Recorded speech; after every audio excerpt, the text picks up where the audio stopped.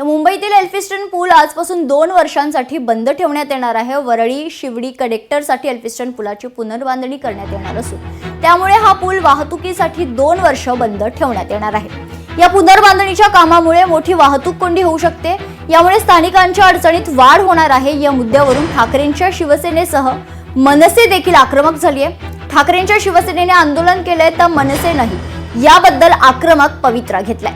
विकास करा पण स्थानिकांचे प्रश्न आधी मार्गी लावा, अशी भूमिका ठाकरेंच्या शिवसेनेसह मनसेनं व्यक्त केली आहे।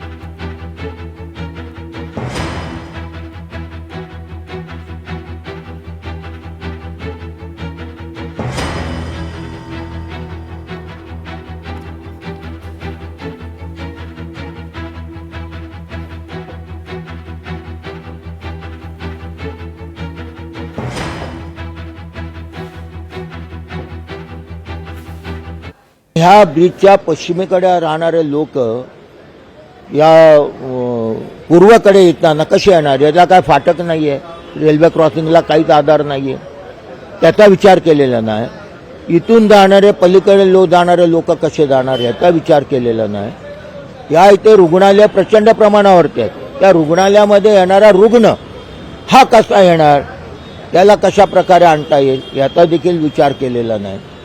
आणि मनाला वाटलं म्हणून ब्रिज तोडणार। बघा, आम्हाला विकास हवा पण आम्हाला विस्थापित करून नको आहे। एसी कार्यालयामध्ये बसून सगळ्या कल्पना राबवतात। वस्तुस्थिती काय आहे, वस्तुस्थिती पहिला पहा की इथे येऊन काय परिस्थिती आहे, ट्रॅफिकची काय परिस्थिती आहे, रुग्णालयांची काय। त्यांना सरकारचा प्रचंड दबाव आहे। मला कळत नाही सरकारला काय प्रॉब्लेम आहे ब्रिज एवढ्या लवकर पाडण्याचा। विकासाला आमचा कोणताही विरोध नाही। आमच्या पक्षाची सुरुवातीपासूनची भूमिका आहे विकास हा झालाच पाहिजे, पण विकास करत असताना स्थानिक लोकांच्या ज्या अडचणी आहेत, त्यांचे जे प्रश्न आहेत ते पहिले दूर करा आणि मग विकासाच्या कामाला हात घाला। आणि एकंदर ही भूमिका घेऊन आम्ही त्यांच्याकडे गेलो होतो।